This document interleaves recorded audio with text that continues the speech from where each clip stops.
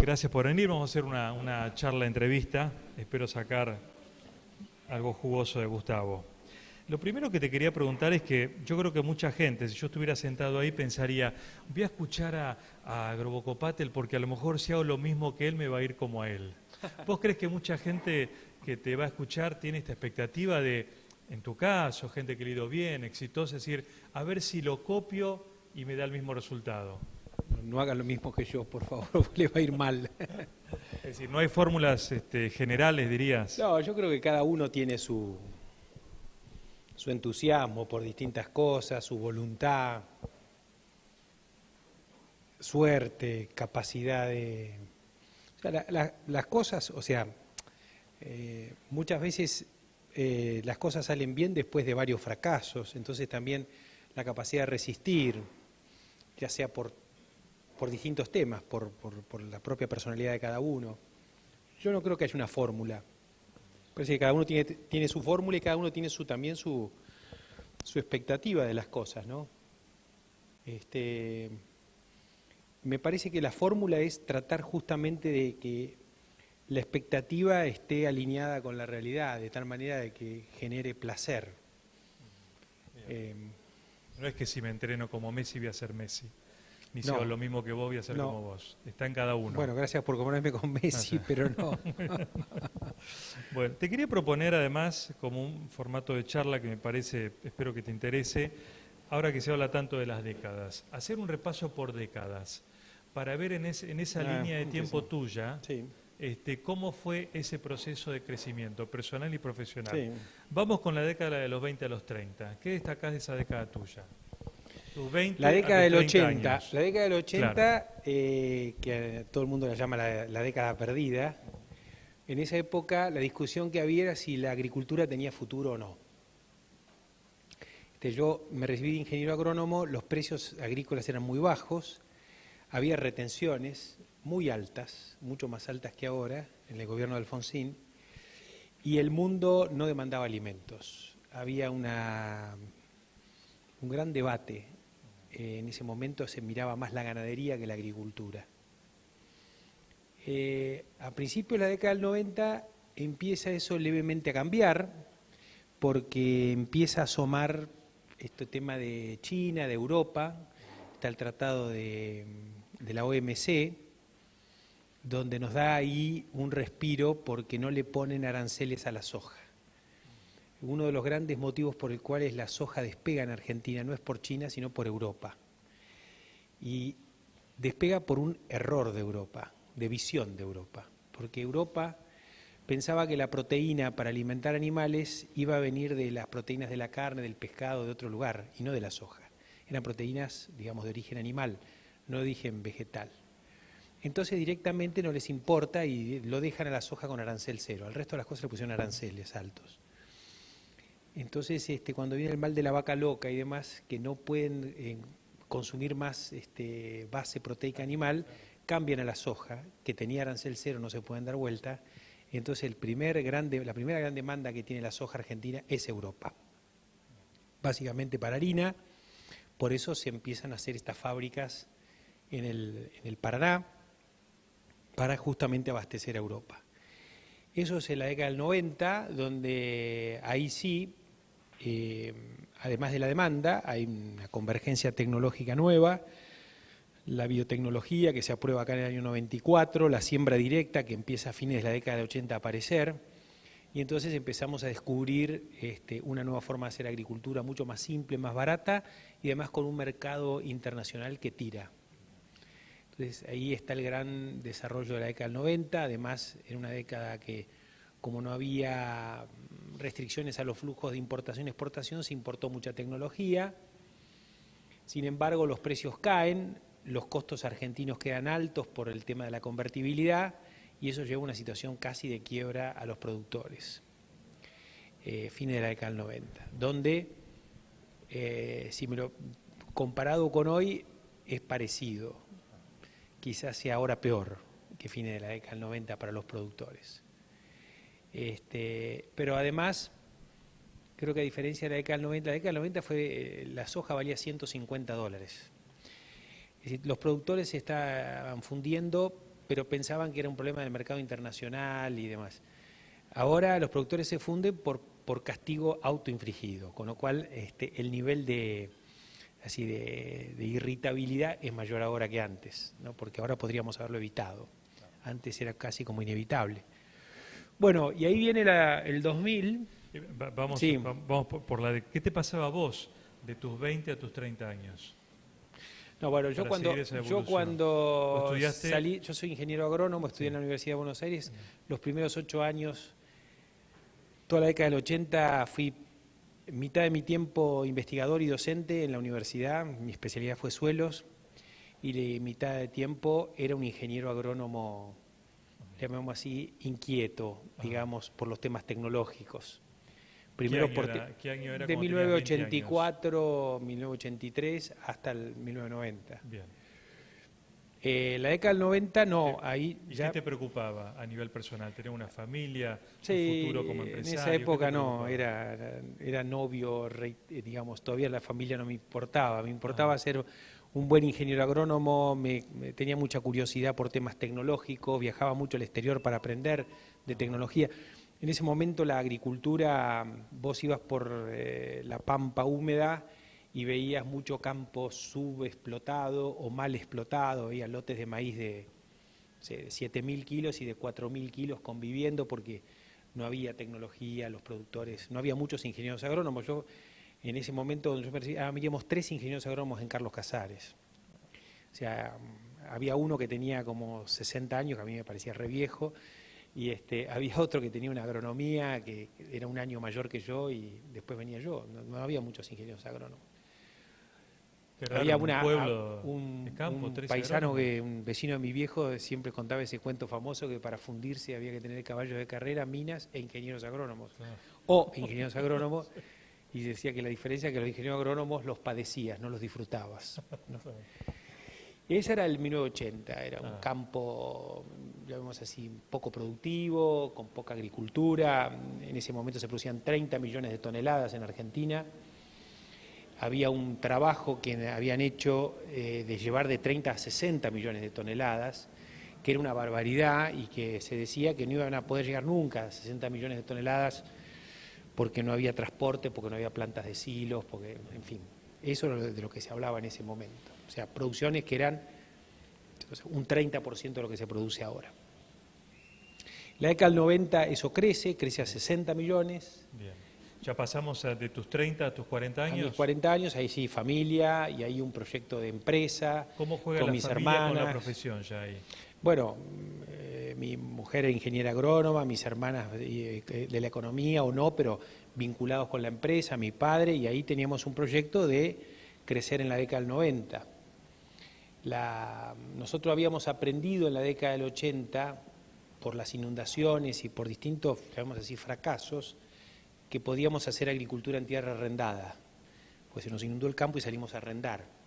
Y a mí me había gustado esa idea porque sin tener que comprar el campo, todo el dinero que tenías lo podías reinvertir en capital de trabajo y no en comprar el campo. Entonces eso te daba realmente un upside, digamos, una capacidad de crecer muchísimo más alta que comprando tierra, que era el proceso tradicional. Entonces, cuando viene la década del 90, convertibilidad, altos costos, la única forma de bajar los costos era aumentar la escala. Y nosotros sabíamos cómo aumentar la escala rápidamente por este expertise que teníamos en hacer agricultura sin tierra. Entonces crecimos en escala. Nosotros en 1994 sembramos 75.000 hectáreas. Ese momento era impresionante. Y ahí fue cuando nos hicimos más conocidos. Y de las 75.000 hectáreas, el 40% era de socios. O sea, era un sistema colaborativo ya. El pool de siembra. Sí, podría decir que era un pool de siembra, de acuerdo a cómo lo definas, porque los pools de siembra después era porque recibías capital de afuera. Bancos, Esto no, era capital propio de nosotros, con los contratistas, con los dueños de campo. Pero ahí, sin querer, empezamos a armar lo que después podría haber sido un pool de siembra o una red o un sistema de estos colaborativos, ¿no? Pero en el 94 ya era 75.000 hectáreas. Eso después cayó un poco hacia fines de la década de 90 por la caída de los precios internacionales, pero ahí nos dimos cuenta que no podíamos hacer cosas de escala si no teníamos calidad de management, ¿no? Vinculado con los términos de esto. O sea, había que invertir en calidad de gestión. Entonces ahí incorporamos profesionales, certificamos normas ISO 9001, discutimos de procesos, capacitación de las personas. Ya fines de la década del 90 la empresa tuvo una estructura más de empresa profesional, digamos. Software, website, fue el primer website que hubo en el sector agropecuario, lo tuvimos nosotros. Nosotros tuvimos un software de procesamiento, digamos un workflow, como se dice en tecnología, propio, que también fue de los primeros que hubo en el sector. Entonces, cuando llega la crisis del 2001, nosotros estábamos con una muy buena plataforma desde el punto de vista de competitividad, estrategia y demás, como para que ese empujón que tuvo el 2002, 2003, 2004, cuando suben los precios, cuando se diluyen las deudas, estábamos mejor preparados que nadie para salir primeros.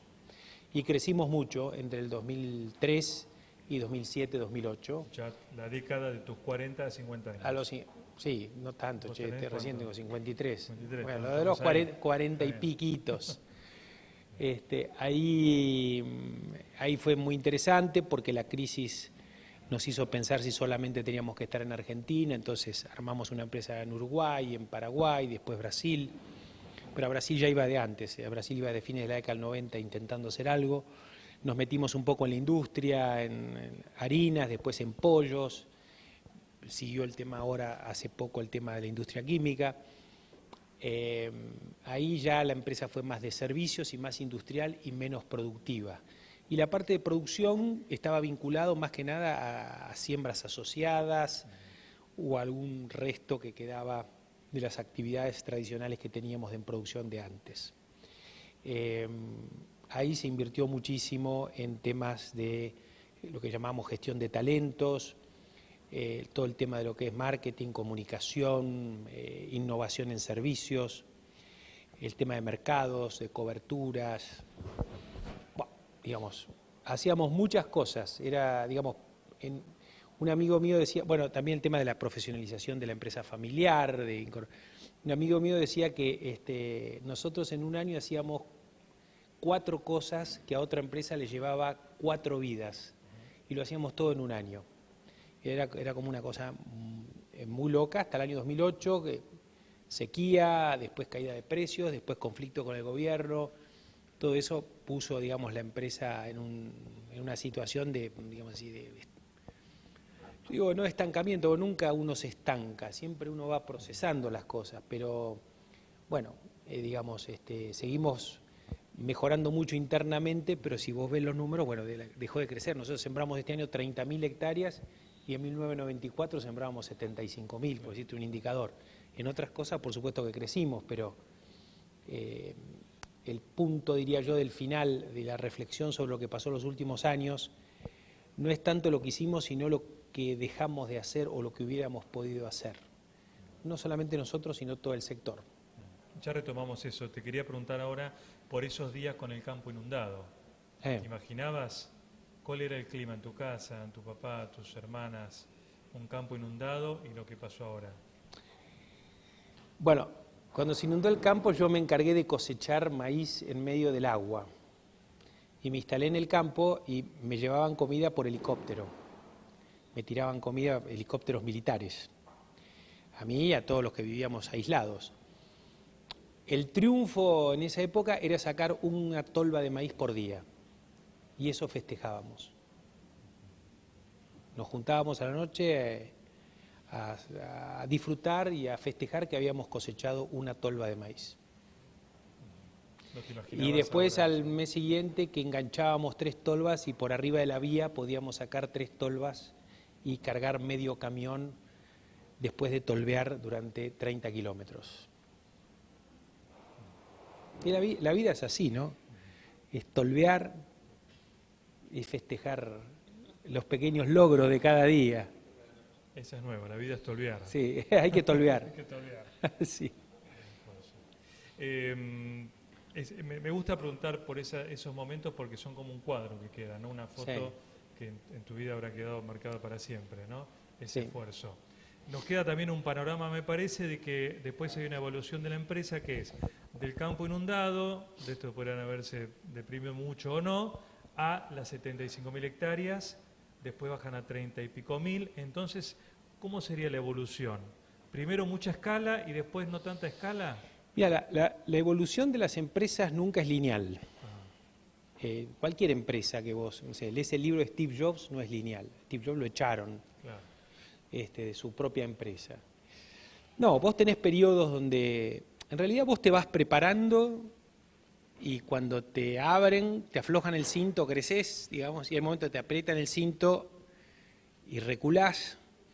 O sea, la historia de la evolución de las empresas siempre es eso. Ahora, el punto es que siempre tenés que aprender. Cuando te aflojan el cinto y cuando te aprietan el cinto. Tenés que aprender, son oportunidades de mejora. Es decir, son oportunidades para que uno ajuste sus cosas. Por eso hay gente que ahora se discute sobre si va a haber ajuste o no va a haber ajuste, Sí. ¿no es cierto? Y yo vivo ajustándome. Y para mí ajustarme es un disfrute. Porque aprendo, porque entiendo mejor las cosas, porque me preparo para un futuro mejor. No hay que Pero tener tenés miedo un a ningún resto, ajuste. tenés un resto para ajustarte. No necesariamente, no necesariamente. Depende cómo lo midas. Es decir, yo no tengo problema en volver a tolvear. Si hay que tolvear. Digo, y disfrutaría tolvear de vuelta, digamos.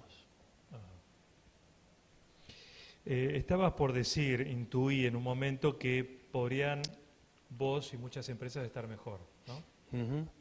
¿A eso ibas? Mira, yo digo lo siguiente, Argentina necesita multinacionales. O sea, mi proyecto es que Los Globos sea una multinacional. Creo que ese es el rol que tienen Los Globos. Y creo que Argentina necesita por lo menos armar 20 multinacionales que arrastre a pymes a integrarse al mundo. Básicamente, pues yo creo que el mundo que estamos y que viene es un mundo de flujos, como decía hoy Claudio, y de mayores flujos internacionales y globales. Y que si uno no crea empresas multinacionales, no está integrado al mundo. La integración no es de palabra o no es por un tratado de libre comercio. La integración se da cuando tenés multinacionales instaladas en distintos lugares que facilitan los flujos justamente de bienes, servicios y conocimiento. Entonces, perdimos la posibilidad de ser multinacionales, digamos, porque concretamente, digamos, cuando la corporación Mitsubishi me viene a ver era para invertir en el grupo, después decide no invertir en Argentina, invertir solamente en Brasil. Digamos, hoy nosotros de socio con Mitsubishi podríamos hacer una gran multinacional argentina. Y supongo yo que otras empresas han perdido también esa oportunidad. Que sí que perdimos 15 años en estos debates y de tener esta posibilidad. La ventaja de estas multinacionales es que permiten que haya otras empresas involucradas al ecosistema de negocios que también exporten, no es solamente una ventaja nuestra, ¿no? O sea, si nosotros nos instalamos, no sé, en Colombia, es probable que empresas de Argentina vendan semillas, agroquímicos, inoculantes, maquinarias, mucho más fácil de que si no estuviéramos. Entonces es una ventaja para todos. Entonces ese es el gran desafío. Yo no sé si lo voy a lograr en mi vida, espero que los que están a cargo de la empresa o que van a estar a cargo de la empresa más adelante lo logren, pero me parece que ese es un lindo desafío. Hasta ahora los hechos, lo que pasó, la historia concreta, la década que viene, ¿qué aspiraciones tenés en materia profesional y personal también? ¿Cómo vas acompañando esas dos etapas? No, yo siempre tengo esperanza, si no, no podría tolvear. Claro. Yo tolveo con esperanza, ¿no? Y creo que las elecciones son un momento de esperanza, ¿no? Cualquiera, yo siempre tengo esperanza, digamos, no importa quién gane después, es un momento donde un espacio para pensar, para rectificar, para ratificar, para conversar. Es una pena que antes de las elecciones no se pueda conversar mucho porque todo el mundo está especulando, ¿no? Pero bueno, yo espero que después que esté definido quién es el nuevo presidente y demás, haya un espacio de conversación. Y yo confío mucho que la conversación con confianza, generan, o sea, acá no hay que hacer cosas muy raras. Hoy lo decía Claudio también. Argentina nos comimos todo el stock, pero tenemos un potencial de flujo muy alto. Entonces, no hay que inventar cosas, hay que hacerlo lógico, ¿no? Hay que ser un país normal, digamos. Claro, lo que se dijo al principio. Sí. Por tu experiencia, es interesante el caso de ustedes para que puedas contarnos sobre el argentino trabajando? Porque se habla mucho de que el argentino que es muy bueno, que esto, que lo otro. ¿Cuál es la experiencia que han tenido con argentinos afuera o con paraguayos, brasileños, uruguayos, colombianos? ¿Cómo estamos realmente? ¿Somos tan buenos como cree nuestro ego que somos? Mira, yo trabajé intensamente en Brasil porque fui a crear una empresa allá y en Uruguay y trabajé intensamente en esos dos lugares, por supuesto Paraguay también, ahora conozco a Colombia un poco más. Yo creo que Argentina tiene un capital humano, un stock de capital humano un poco por arriba del resto. Quizá parecido al de Uruguay, solo que Uruguay tiene otro tipo de problema, que es un problema más actitudinal, digamos. Tienen el complejo de la chiquitud. Ahora, digamos, el 10% más capaz de Brasil es igual de capaz que el argentino o probablemente superior al 10% más capaz de Argentina. El problema es abajo. Es decir, ese 50% del medio, 60% del medio. Vos acá tenés gente muy creativa, muy emprendedora, en clase media, clase media baja, en posiciones más bajas. En otros lugares no lo conseguís tan fácil. Creo que esa es una ventaja que todavía tenemos. Argentina inclusive podría exportar management al mundo, podría, no solamente know-how, sino capacidad de ejecución. Por eso yo soy bastante a favor, digamos, del tema de la creación de un Mercosur mucho más abierto y más integrado, porque justamente a Brasil le falta eso. Entonces, veo exportación de management argentino al Mato Grosso, gente de acá, tractoristas o camioneros y empresarios, digamos, de todos los niveles, colaborando con el desarrollo de los cerrados de Brasil, por ejemplo. Si hubiera flujo más libre de personas, de capital y demás, podríamos crear empresas en una plataforma única que sería el Mercosur. Eso no es trivial, porque vos sabés que yo creo que acá hay una zona, esta plataforma fotosintética que es el Mercosur, debería ser uno de los centros de la nueva revolución industrial verde, ¿no? Entonces, yo creo que Argentina en ese sentido tiene mucho para darle. Es más, yo te digo una cosa, cuando veo las pruebas PISA, digamos, comparando entre los países, yo creo que estamos mucho mejor que lo que la prueba PISA dice. En eso, una parte de razón le doy digamos que hay un problema en la forma de medición, evidentemente, porque la realidad es otra. Obviamente estamos mal, nos quedamos para atrás, hay que cambiar, pero es parte de la crisis educativa que uno ve en todo el mundo en general, salvo contadas excepciones. Puede ser que la soja, también viste que venimos escuchando hace tiempo que China, que creció, que quieren comer, que tienen hambre los chinos, que no. ¿Y ahora qué pasó? ¿No tienen más hambre los chinos? ¿Qué pasó? No es así. No, si vos mirás, la demanda china crece de soja. El precio es otra historia. Pero el otro día me preguntaban si se había terminado el boom. Le digo, mira, depende cómo lo mires al boom. Si vos lo medís en precios, bueno, está pasando una crisis, pero si lo medís en demanda, en toneladas demandadas, el boom continúa. No, la gente sigue consumiendo. Yo creo que inclusive va a haber que cambiarle el nombre de commodity a los que está, a los de los alimentos, los ag commodities, no sé, habrá que llamarlo de otra forma, porque llamar a todo commodity no va a tener la misma dinámica el cobre, el hierro que la soja. No la tiene, de hecho. La sojización en términos edafológicos, vos que sos especialista en suelo, ¿es una realidad, es un problema ya en el país? No, digamos, el verdadero problema son las labranzas. Vamos a arranquear el problema. El problema es la labranza. Es decir, labrar la tierra es un problema porque yo me formé trabajando sobre erosión hídrica, eólica, degradación física de suelos. Eran los temas de la década del 80, eran mis temas de la década del 80, volviendo al tema.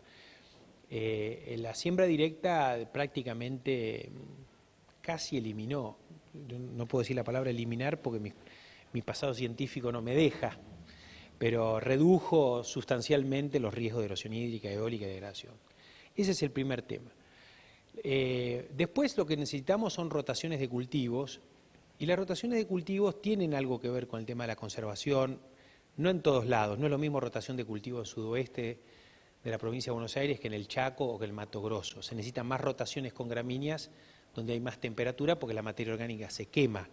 En el sur de la provincia de Buenos Aires los rastrojos son un problema, en cambio en otros lugares, o sea que no es lo mismo en todos lados. Pero digamos, la rotación de cultivos tiene una ventaja no tanto sobre el suelo, sino sobre los cultivos, el corte de enfermedades, corte de malezas, por ejemplo, ahora que hay tanta resistencia, esto fue exacerbado exponencialmente por el soja sobre soja. Si hubiese habido trigo o maíz, esto hubiera ocurrido, pero hubiese ocurrido mucho más tarde. Entonces tiene un problema sobre las malezas, tiene un problema sobre las enfermedades, tiene un problema para los números del productor. El productor va hacia un sistema que consume más energía y es más caro. O sea que el monocultivo es algo que el productor no quiere y que se ha visto obligado a hacer para poder resistir. Si no, digamos, en lugar de tener problemas de quiebras ahora, lo que hemos tenido hace 2 o 3 años. En cuanto acomoden los números del trigo y el maíz, sacándole las retenciones o reduciéndolas sustancialmente, la gente va a volver a hacer rotaciones. A todos les conviene hacer rotaciones. El productor es rotador, no es monocultivero, digamos. Nos hemos tenido, o se ha tenido que defender el productor de una agresión absurda que ha tenido estos últimos años. ¿Te parece que a futuro, con el aumento de la población y la necesidad de alimentos, los estados van a intervenir cada vez más en el cultivo en la siembra? Por ejemplo, van a decir, bueno, vos tenés que sembrar tanto, vos no tanto. Bueno, los estados han intervenido y les ha ido mal, digamos, porque tenían stock de intervención y les salió caro y mal. Yo creo que en general los estados, o sea, los gobiernos, no entienden al sector agropecuario.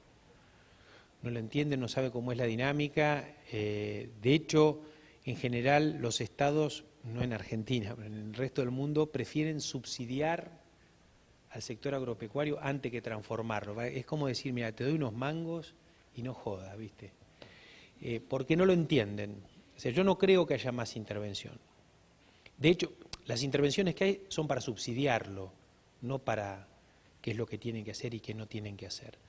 Hay que mirar de cerca la experiencia de Uruguay. Uruguay ha puesto algún tipo de rotaciones obligatorias y demás, y está en un problema estructural ahora, que los uruguayos están obligados a hacer maíz sorgo y pierden dinero, y hay que ver de qué manera lo van a ir resolviendo. Ese es un buen caso para ir siguiéndolo de cerca.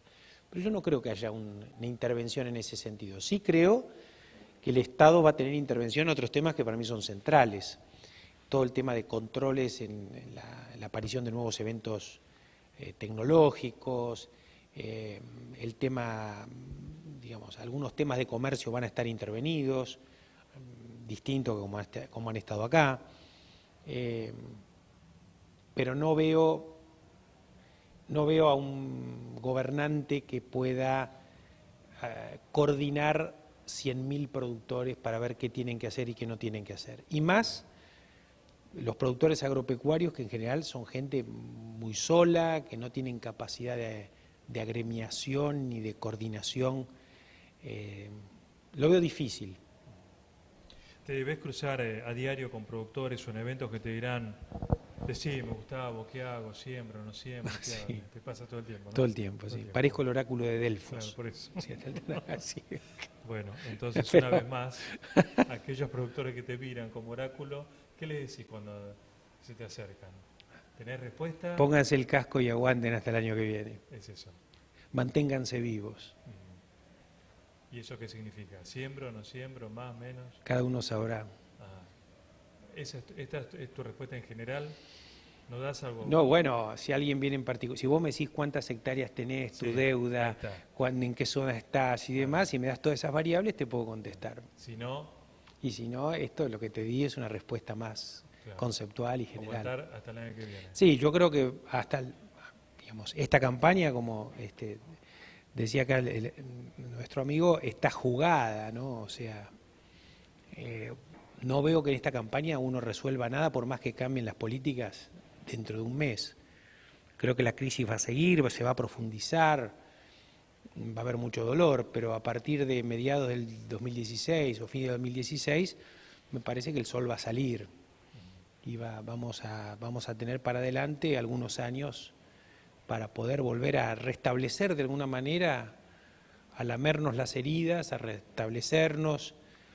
Argentina es uno de los pocos casos que redujo la superficie sembrada en los últimos 3 años. Sembramos 35 millones en el 2012 y pasamos a 31 este año. No se sabe muy bien cuánto va a haber este año. Hay mucho menos, pero no se sabe cuánto menos. Es el único caso. Ahora, tenemos una visión, estamos preparados, hay emprendedores, el campo argentino está lleno de jóvenes. El campo argentino es 15 años más joven que el campo norteamericano.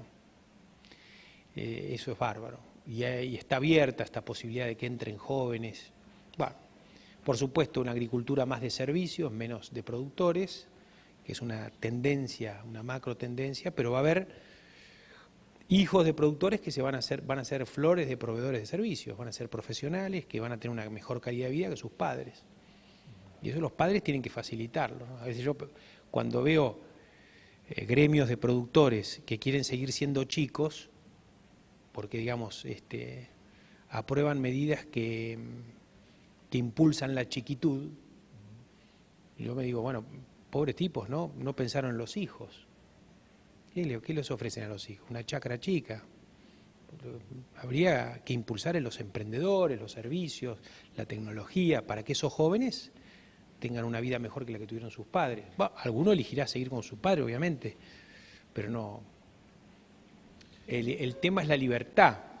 Si yo a vos te condeno a la pobreza y a la chiquitud, no tenés opciones, seguirás siendo pobre y chico. Si a vos te doy opciones porque estudiás y porque tenés otras opciones, es mucho mejor. Después elegís vos con libertad. Te iba a preguntar por tus hijos, pero ya que le diste el pie, te lo pregunto ahora. ¿Se le hace fácil a tus hijos o no? Los 3 se analizan. Entonces, el presupuesto en analista, y ahora que vinimos a Buenos Aires, peor, por lo menos en el campo uno lo sacaba a pastorear, ¿viste? Claro. ¿No, María? No, bueno, ninguno sigue agronomía, y eso viniendo de 2 padres ingenieros agrónomos es un síntoma. Voy a seguir sin el esfuerzo trato de o la vida fácil. No, el esfuerzo sí. El esfuerzo sí, en ese sentido sí. Son personas que estudiaron en una escuela pública, en un pueblo, tienen sus amigos, hay de todo tipo de clases sociales, y nos hemos preocupado porque conozcan el mundo y porque conozcan la naturaleza humana, independientemente de los... O sea, no viven en un gueto. Están en contacto con la gente pobre, con la gente más rica, con gente que de izquierda, de derecha, del medio, de arriba, de abajo, para conocer la naturaleza humana, y también conocen el mundo porque queremos que es el mundo el lugar donde ellos van a desarrollar sus ideas. No es Carlos Casares, no es Argentina, no es Mercosur, es todo, todo. Cuanto más abierta tengan la cabeza y más oportunidades tengan, mejor para un mundo que cambia, para un mundo que la sustentabilidad va a estar vinculada con la capacidad de cambiar. 2 más. ¿Alguno tiene alguna pregunta? Me imagino, está Grobo acá, ¿eh? Aprovechenlo. ¿Viene bien? Bueno. No. Contanos un día inolvidable de la empresa.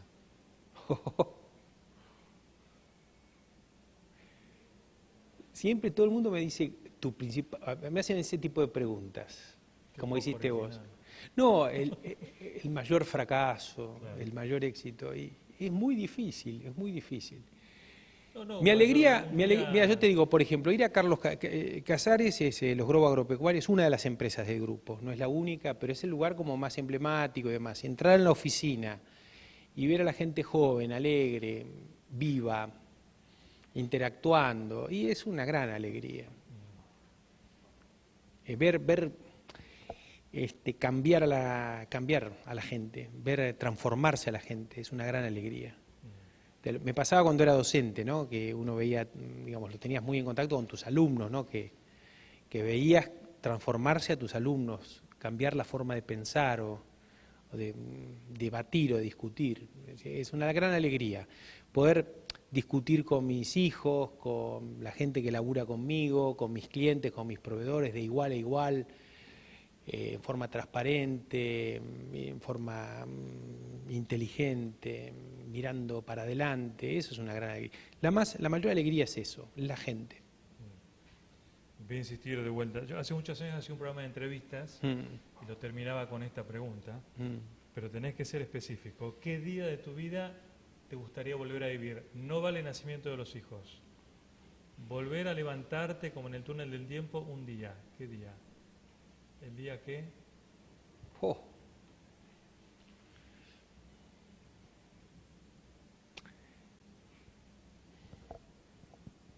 Está lindo terminar el programa acá sin la respuesta para entrar en el próximo capítulo, tipo Netflix. Queda ahí, ¿no? Es que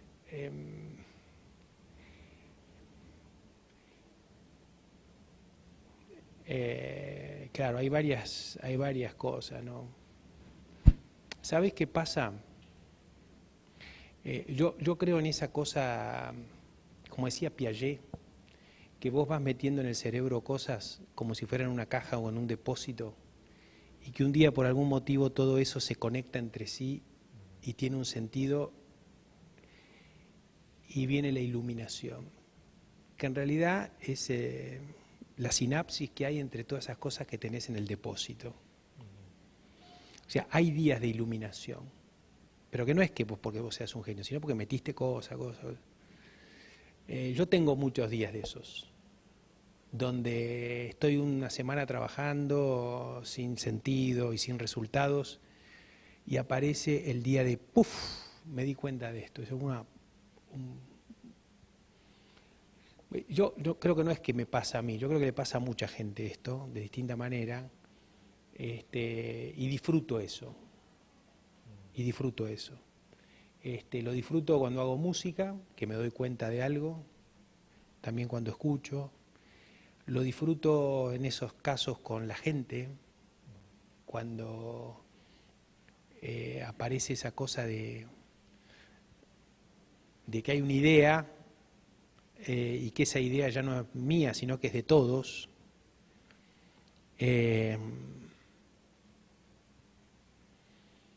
Pero mi vida está llena de esos momentos, ¿no? No sé, vine acá y dije, ¿cómo voy a dar una conferencia estando Juan Miseli? Si Juan Miseli me puede entrevistar y es mucho más divertido para todos. No lo tenía preparado, pero te vi y dije eso. Y cada vez hago más eso, me dejo llevar. Y eso no es un momento, es todos los momentos. Y si uno pudiera que la vida sean todos los momentos, sería mucho mejor. No hay que buscar un momento. No. Igual te veo arriba del tractor con el agua. ¿Con la tolva? Con la tolva. Una imagen tuya que no tenía. Sí, lo conservé. El fin de semana estuve en la oficina y ahora me quieren hacer vestir bien porque usualmente ando mal, bueno, no le presto atención a la ropa. Y entonces me hacían acordar que andaba con franciscanas y bermudas, ¿no es cierto? Y entonces me veo. Mira, te voy a contar una anécdota. Yo salí a buscar clientes, por ejemplo, ¿no? Un negocio de acopio de granos y demás. Y es un negocio donde la gente confía mucho en vos, porque te entrega todo el cereal y vos hasta que le entregás la documentación y demás pasa un tiempo. Inclusive antes pasaba mucho tiempo que le dabas el certificado de depósito. Entonces la gente te daba millones de dólares por ahí, o cientos de millones, que era toda la vida solo por confianza. Entonces yo iba a visitar clientes en el momento digamos que éramos muy chicos, y yo me iba con unas zapatillas topper rotas y unas bermudas que yo tenía. ¿Las blancas, ¿no? o las celestes? Blancas. Las blancas. La blanca, no, la celeste no. Y entonces un tipo, bueno, me miraba, me decía, este hijo de puta viene, le voy a entregar millones de dólares a este tipo que viene vestido de esta manera. Bueno, finalmente muchos de esos se hicieron clientes, y cuando cumplí 50 años vinieron algunos invitados, que quedamos muy amigos, y me trajeron todos de regalo unos pares de zapatillas topper blancas, ¿no? Decía, cambiate las topper, me decían. Pero uno tiene que hacer lo que disfruta. Y además yo creo que hay un valor que yo rescato mucho, que es la integridad. Ser como es. O sea, yo creo que uno llega llega lejos si es como es. No importa qué. Un placer siempre hablar con vos, Gustavo. No, por favor. Muy bien.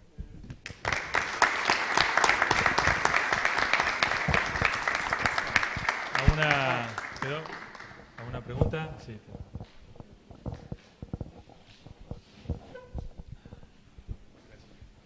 No, puntualmente, Gustavo, te quería hacer una pregunta más vale de índole técnica y referida al negocio de la agricultura y de la producción agrícola, en las cuales ustedes fueron pioneros.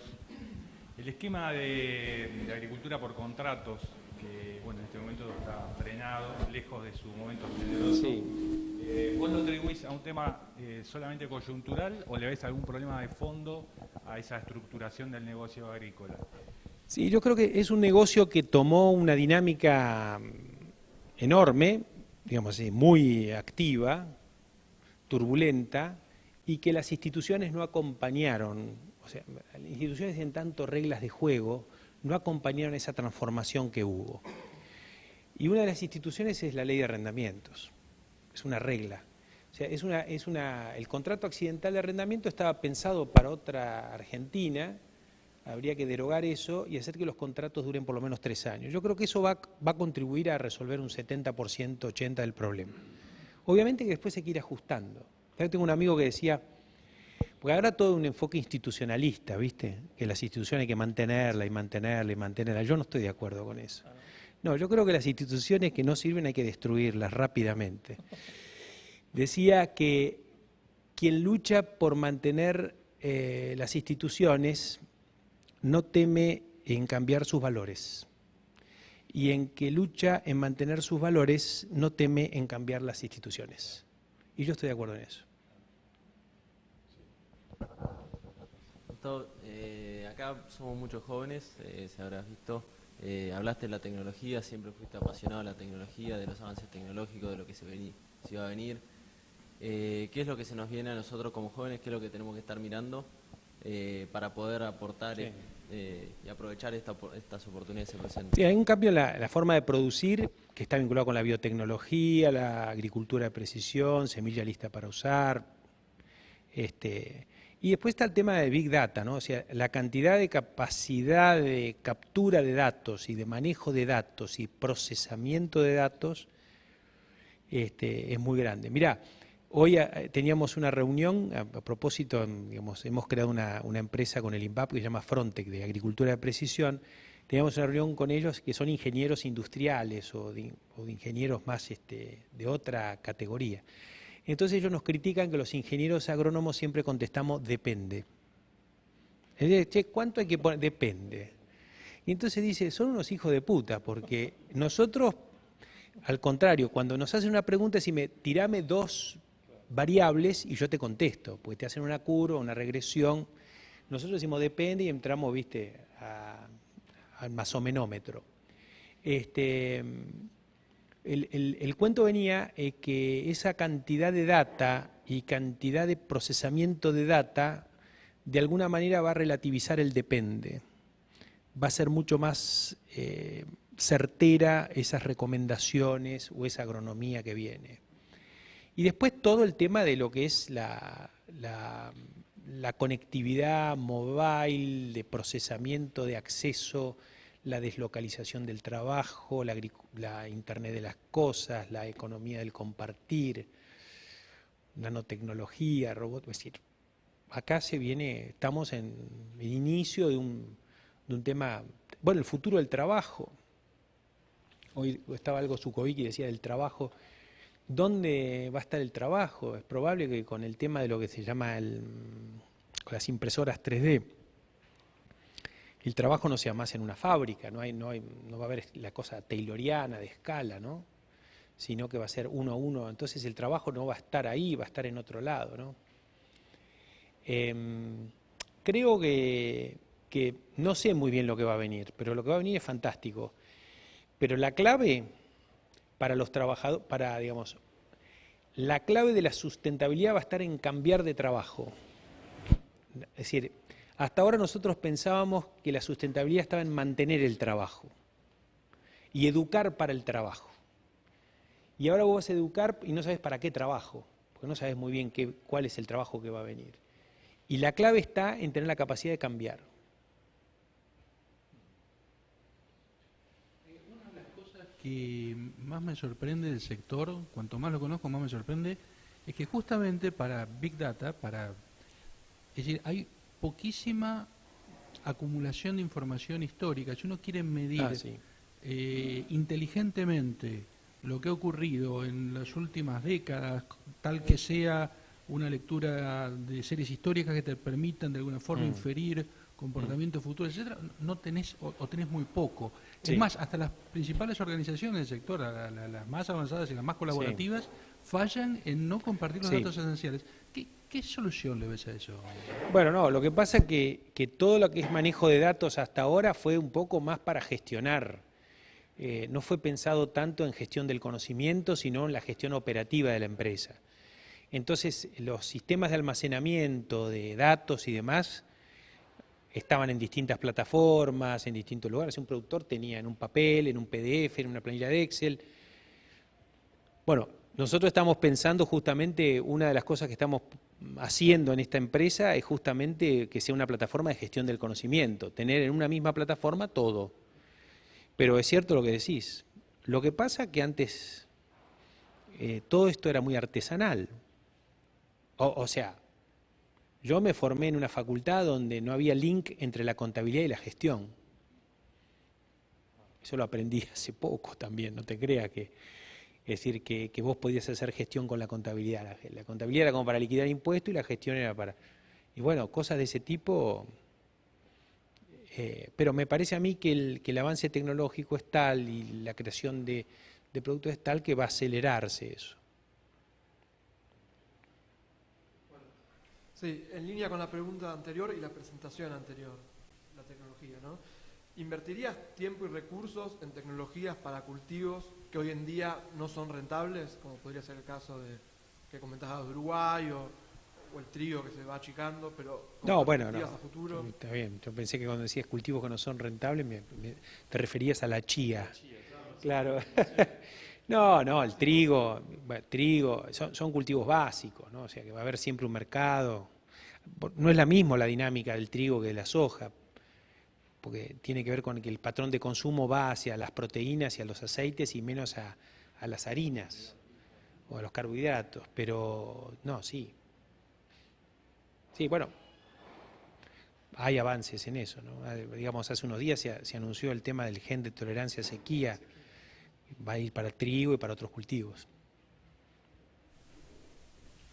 También invertiría en nuevos cultivos, ¿no? O sea, yo creo que las legumbres es un tema que va a ser importante, ¿no? O sea, es las proteínas de los vegetarianos, la soja es la proteína de los carnívoros y las legumbres la proteína de los vegetarianos.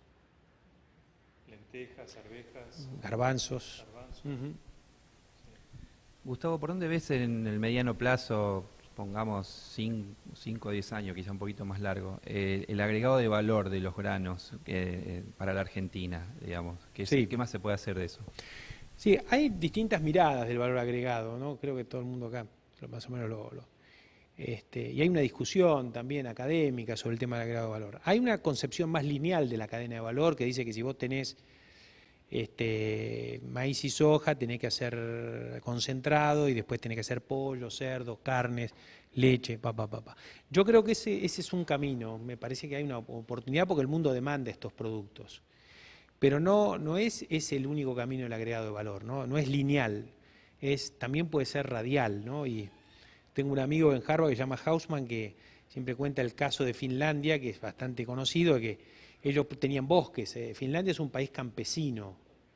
Digamos, dentro de Escandinavia, el país más campesino es Finlandia. Básicamente bosques, y que uno pensaría que de un bosque sale un mueble o pasta de papel. Sin embargo, los finlandeses se especializaron en máquinas de corte de los árboles y armaron una industria metalmecánica sofisticada para el corte de los árboles. Le metieron electrónica y crearon empresas que hacían electrónica para las máquinas de corte, y de alguna de esas empresas salió Nokia. Y que Nokia, digamos, revolucionó la economía finlandesa, que son 4 millones de habitantes. O sea que el valor agregado del bosque estuvo en Nokia. Y nosotros podemos, si nos damos... Gaussman dice una cosa muy importante, la visión lineal del agregado de valor termina siendo un corsé, no termina siendo una solución, porque es como que estás condenado a hacer algo y no mirás al costado, y a lo mejor el agregado de valor está al costado. Me parece que ahí en los costados hay mucho sí. Para el plástico, no sé, el silo bolsa, se me ocurre ahora que podemos exportar plástico, sí, en forma competitiva. Sí. Y en relación a eso, ¿cómo ves la demanda del mundo y las posibilidades concretas de Argentina de poder insertarse en el comercio mundial con algún producto así? Altas, pero hay que hacer mucho. Mirá, yo vengo de Colombia, el Tratado de Libre Comercio bajó los aranceles de importación de soja de Estados Unidos a 0, y de Argentina los aranceles siguen siendo el 20%. Es decir, mientras nosotros no nos integremos al mundo, firmemos Tratado de Libre Comercio, se nos van cerrando los mercados. Nosotros hemos perdido 10 años ahora increíbles. Ojo, yo soy pro Mercosur, o sea, yo creo que los tratados de libre comercio hay que hacerlo desde el Mercosur, pero hay que andar a una velocidad extrema, digamos. Si a mí me dicen, es el próximo presidente, que lo que hay que hacer más urgente es, desde Cancillería, armemos rápidamente una convergencia macroeconómica en el Mercosur, pongámonos de acuerdo que en 5 años tengamos todas las variables acomodadas. Vos me decís, mira, Brasil es un quilombo, acá es un quilombo. Bueno, mira, justo es el momento. Porque hay un quilombo, tenemos que converger macroeconómicamente y avanzar con los tratados de libre comercio con Europa, con otras zonas del mundo, con la China.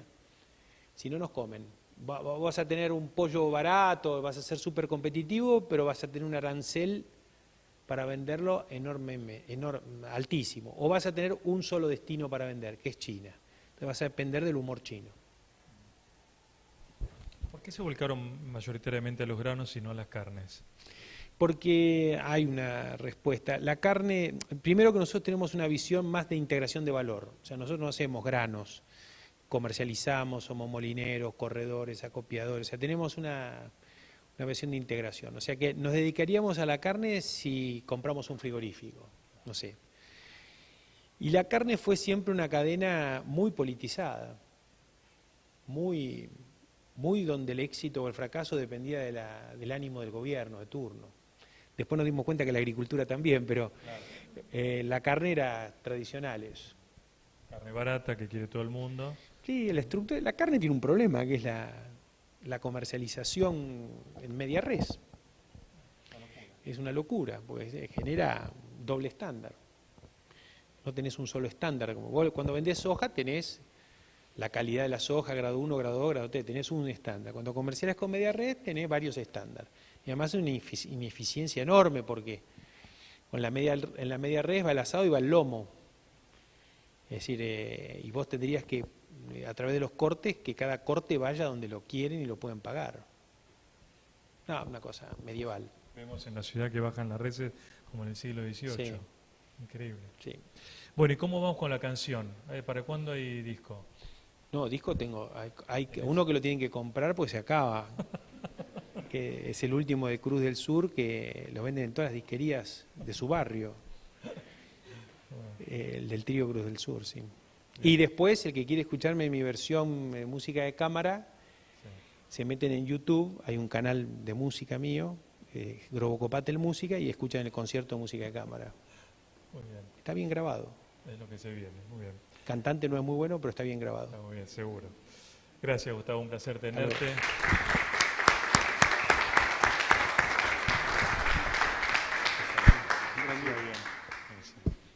Muy bien, terminamos esta 7ª edición del seminario, los esperamos el mes que viene.